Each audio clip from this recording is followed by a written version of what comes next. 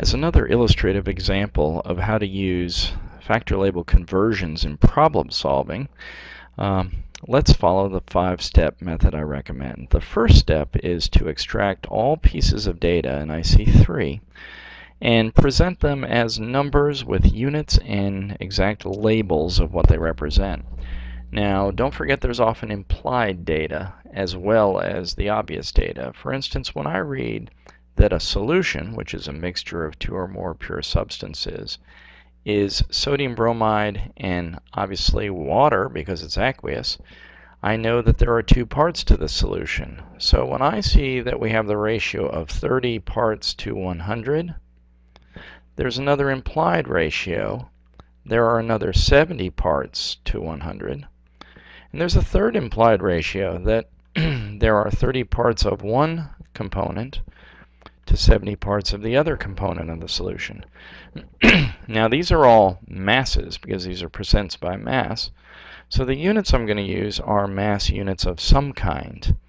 I leave it open as to which mass units I'm going to use with each part of the problem because certain units might make it easier in one part of the problem than in another.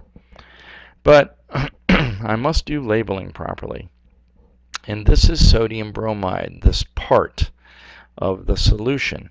So the part is, and the symbol for sodium is Na and bromine Br, sodium bromide in solution. The other part is the water, and this whole is the solution. And then the part that's 30 is sodium bromide, and the other part is the water. So all of these ratios are true and useful as conversion factors in this problem. I go on to read that the solution, there's my label, has a density of 1.105 grams per cubic centimeter.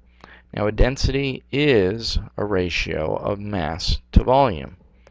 So the units in the numerator are grams, the units in the denominator are centimeters cubed, and these labels are both solution because that's exactly what this is the density of.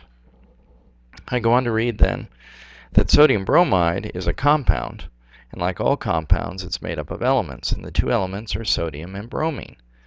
So if I then go on to say that sodium bromide has this percent by mass sodium, I can again infer 3 different ratios. Part to whole, and since I've identified the other part to other, or also to whole, other part to whole, and I can further write, part to other part as a potentially useful ratio. Now this is also a percent by mass, so these would be mass units, these would be mass units, these would be mass units of some kind, mass units to be cited later. And then the labels, it says sodium bromide is part sodium, so this is sodium, and the whole is sodium bromide in this ratio. The other part must be bromine and sodium bromide, and so we have a part sodium to other part bromine ratio as well. Now these are all the pieces of information I can extract from this pair of sentences. However, there's a further piece of information given in Part A, namely that we have 2.0 pounds of sodium bromide. So I'm all set. I've done the major part of the footwork, getting everything written with numbers, units, and label. Step 2 is pretty simple. It's to ask yourself a question, and that is, what quantity, not what units, we can always convert units, what quantity am I being asked for in this problem? And clearly it states we want a mass, and there are lots of different things we have masses of, but we want a mass of sodium. So step 3, once I've identified what I want, a mass of sodium, is to find that mass of sodium and begin the problem with the mass of sodium. Hard to go wrong when you start with the answer. Well, these are mass units, but neither one of these are sodium. Neither one of these are sodium. Neither one of these are sodium. These are mass units here. These are volume units, but neither one's sodium. But right here, I see mass units allied with sodium.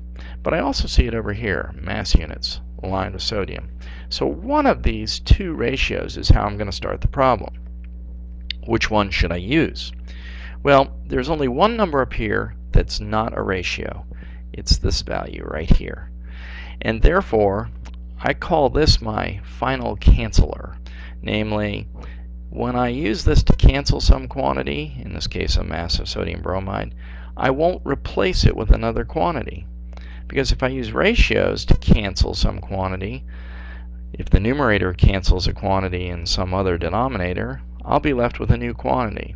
So the quickest way to do this problem is to start with this ratio. Because if I want a mass of sodium, I have to cancel a mass of sodium bromide. And since I have a mass of sodium bromide, I can do that very easily. So I'm going to start with the answer, 22.4. I have to select actual mass units now. And the appropriate choice would be pounds, because of course I don't want to convert if I don't have to. Pounds of sodium all over 100 pounds of sodium bromide. I then can cancel what I don't want. Step 4, cancel the quantities you don't want. In this case, a mass of sodium bromide with a mass of sodium bromide. And they cancel beautifully. So of course, the fifth and final step is to always check the units of the quantity that you've established, that you wanted and you now have. Because sometimes the questions will specify other units. But it simply says what mass of sodium is there, and pounds are as good as any other mass, so I'm going to leave mine in pounds. Grab my calculator, do a quick calculation, 22.4 divided by 100 times 2. And with two significant digits, as this answer should have, I get 0.45. And the units are pounds, and the substance is sodium. I have my answer. Now for part B, I'm going to do the same thing I just did. Number units label, and they're all going to be the same except for this. This information was specific to part A, and I'm now doing part B.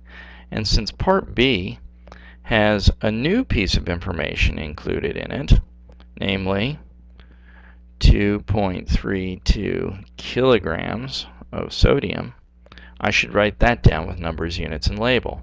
And yes, in this part of the problem, this will be my final canceller, so to speak. Probably a very inappropriate name, but that is what I like to refer to it as. Now, same thing as always. Once everything has numbers, units, and label, we ask what quantity, and mass is a quantity, and it's of bromine, so I can eliminate a lot of these things as a starting point. I focus right in on bromine, and I see bromine here with mass units and here with mass units. Now I do the same sort of deductive reasoning as to which one I should start with. If I start with this one, I'm going to have to cancel a mass of sodium. And what I have been given is a mass of sodium. Were I to start with this one, mass of bromine, I'm going to have to cancel sodium bromide, and that will take more steps given the fact that this is the thing I'm going to do the final cancellation with. So I want to start with this mass of sodium bromide right here, which means I have to invert the ratio, because I don't want 1 over a mass of bromine as an answer. That would be the inverse of what I wanted.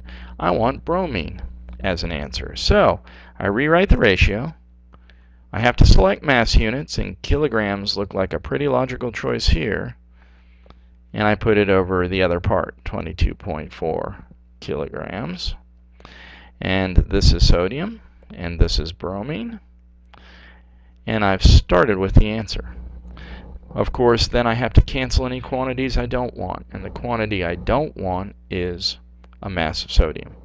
And fortunately, I have a mass of sodium that can very quickly and easily and cleanly cancel the mass of sodium, leaving me what was requested, a mass of bromine.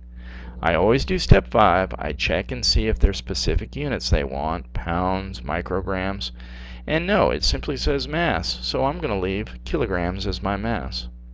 And it looks like from all of our measured numbers, we need 3 significant digits in the answer, and the answer I get is 8.04. And that, of course, is kilograms of bromine. Now I'm going to proceed exactly the same way as I have been with part C. And of course, here I have a new piece of information which has been given to me, namely a mass in milligrams of sodium. So let me write that down with numbers, units, and the label. And of course, everything else remains true about the solution. So this is the only new piece of information. But I start the problem the same way as always. I ask what quantity is being asked. And specifically, they want volume of solution. And this one's an easy one to start because everything I see up here is mass units with the exception of those cubic centimeters right next to solution. That's a volume of solution. There's my answer. Want to start with that. So I write 1 centimeter cubed of solution per 1.105 grams of solution. And of course, if I didn't invert it as I just did, I would have ended up with the volume of solution in the denominator when I was done with the conversion. And I wouldn't have found volume, I would have found the inverse of volume. So now I proceed the same. I essentially have my answer. But of course I don't want a massive solution, and the only thing that cancels a massive solution is a massive solution. Now remember, the thing I have to do my final cancellation with is sodium. So I should pick a massive solution that's going to get me towards sodium. Here's a massive solution with a massive sodium bromide. This one is with water, probably not going to get me in the right direction. So I'm going to go this way with massive solution, because if I can get to sodium bromide, I can get from sodium bromide to sodium and use it to cancel the massive sodium that I was given. So I'm going to use this ratio right here. There are 100 grams of solution per every 30.0 grams of sodium bromide.